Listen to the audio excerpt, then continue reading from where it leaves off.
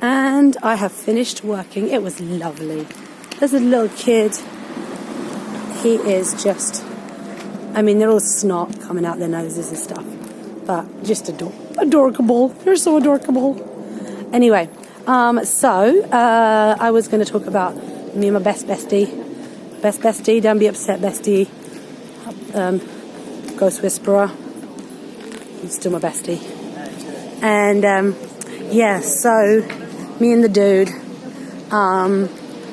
I don't remember like my earliest memory of her because there's just like it just goes back so far.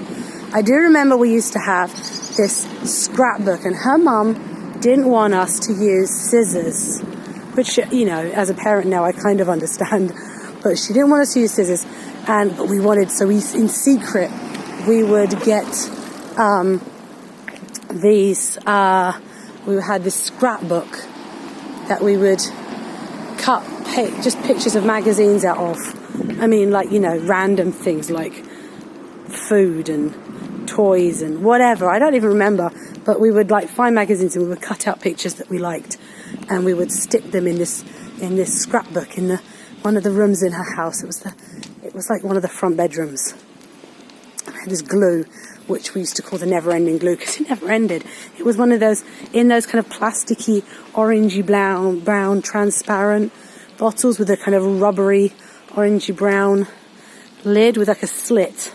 So I guess it was never-ending because you could never just get all that glue out. So that was one of those things. One of the early memories that I remember. And, you know, she is just like this person in my life that no matter how long time goes when we don't hear from each other, when we do, we're just, you know, it's like we haven't been apart, even if it's, I mean, like now thankfully, you know, with WhatsApp or with Skype, you know, we can video chat and like we'll both be doing our own thing, like we'll just keep each other company, you know, and it's so cool that I can do that, because when I was living and working in Mexico and I didn't hear from her for like 4 or 5 months, and I was having dreams, almost like nightmares, where I was desperately trying to find her and she would keep slipping from my fingers. I could almost find her and then I'd just not find her, you know. I'd be like, you're going too fast, mate. Like I would dream that she was just in the next room, and I would go in the next room and, oh, she's just gone out of the room, you know, and it was just horrible. And then once I dreamt I found her, and the very next day I opened my emails and there was an email from her. So that's how kind of weirdly in sync we are with each other. I think we both need each other as much as the other. I certainly couldn't imagine her not being a part of my life. You know, when I used to say that when we were old, we should live in a house together. So I'm putting you back in my car. We should live in a house together, raise our kids together. Like that's American sitcom, Kate and Allie. You know, that was one of those cool things I wanted to do. So what other things? We went to Greece together. Then we did the year 1997. That was our good year. So in May we went to Greece. She offered to pay for the whole thing, which was great because we asked my mum, and we're like, because basically, you know, we had to ask for my mum's permission to go. She didn't bother asking her dad. In fact, she's so much so that she didn't ask her dad's permission. When we arrived in Greece, at our hotel destination, we went for a walk that day. We arrived really early in the morning, and I promptly found a cat. Which I didn't spot. She was lovely. We arrived in Greece. We were on Rhodes, Falaraki. That's where we went on holiday. And she promptly said, "I just need to phone my dad a second." So we went into one of these kind of payphone calling centre places that they had at the time. This was in 1997, so we didn't have mobiles or anything. And she phoned her dad, and the conversation was like, even though I think it was her brother who took us to the airport, so I'm assuming her dad must have known we were in, I don't know. The conversation was, "Hi Dad, we're in Greece. I'll see you in a week. And that was it. It was like, you know, she hadn't bothered to tell him that we were going on holiday. And he was just like, okay. Another great memory, but this is more of a memory of her dad than her. But it's one of my all-time favourite memories. So, her parents were born her mum was born in Pakistan, and her dad was born I think technically now where he was born is now part of Pakistan, but it was Afghanistan when he was a boy and growing up. The border's changed since over the years the border moved. So anyway, so obviously they were Muslim parents, and we were in the garden. Now her father was not religious. Her mum was. Her mum was religious, but she died when we were 9/10 years old. So she really didn't have, there was, by the time this happened, her mum had already been gone a couple of years. So we're in the garden in her wooden Wendy house that she had, and we decided, we needed to vamp it up again a bit. It was sitting there in the end of a garden, it was just sitting there, not being used. So we thought, let's give it a new coat of paint inside, and let's, kit it out so it's really nice. And that's what we did. So we got rid of all the cobwebs, we swept it out, and we whitewashed the walls. We painted it white anyway. I don't know if it was whitewash. I always say it was whitewash, but probably just paint.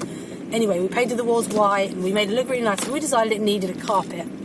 So we went in the house, and we found, this old carpet, that was kind of chucked in a corner. So I've decided that we also needed to hammer it into place. I don't know why, but we decided it needed to be hammered into place. So I remember I was on my knees. I think I was sitting outside. I must have been outside. Yeah, I must have been outside. So I'm on my knees, hammer in one hand, nail in position, ready to whack this nail in. And I just remember her dad, who we called Uncle George, running down the garden. It was a long garden. Running down the garden, arms flailing everywhere, just yelling, no, no, no. And we were like, seriously, stop. And I was like that. And the dude, she's like, what? What's the matter? He says, you can't do that. That's a praying mat. And the dude was like, but Dad, we don't pray. And he's like, that's beside the point. Anyway, so yeah, that was my, this really crazy image of her dad just running down the garden like his life depended on it. I mean, the really silly thing is that, okay, so we didn't nail it in, but he did say we could use the mat, the praying mat, which we did. And then I think it probably just got left in there, and it probably got moth-eaten and ruined, much worse than had it been, it wouldn't have made any difference if we'd stuck nails in it. But, he was religious enough to have respect for the praying mat. Bless him, he was a great guy. Unfortunately, he left us 10 years after her mum. 10 years and a month and a half. So that was a bit sucky. So then, the dude, she's done everything she's done every job under the sun. No, she hasn't, because she's never been a bank manager. But she has been a croupier. She studied to become a croupier and she worked in London I don't think I can do that. She worked in a casino in London. She then I was in Mexico, and she didn't go to work for 3 weeks. Was it 2 or 3 weeks? I think it was 3 weeks, but it may have been 2. She just didn't go to work. And she phoned me once. We spoke to each other. She said, I have to apologise. I was like, why? What happened? And she said, well, I didn't go to work for a few weeks. And, I had to give them a reason. She just went back to work one day. And it was like, well, why? And they were like, where have you been? And her excuse was, she told them that, she said, my best friend is working, is living and working in Mexico. This was true. So she said, but she had an accident. She died, and she said, and that she had to go and confirm the body. What is it? I don't remember. I know in Italian. Anyway, she had to go and and confirm that I was the person who had died.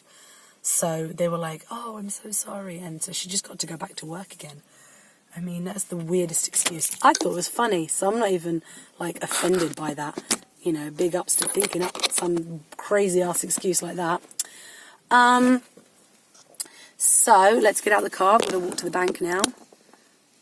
Okay, and yeah, so that was that. And then other jobs she's had. She's worked in some sort of publicity company, in an office. She's worked as a childminder. She's now opened her business as Lady Rambles dog walking company in Beckenham, Kent. So if anyone is looking for a dog walker in the area, please call her.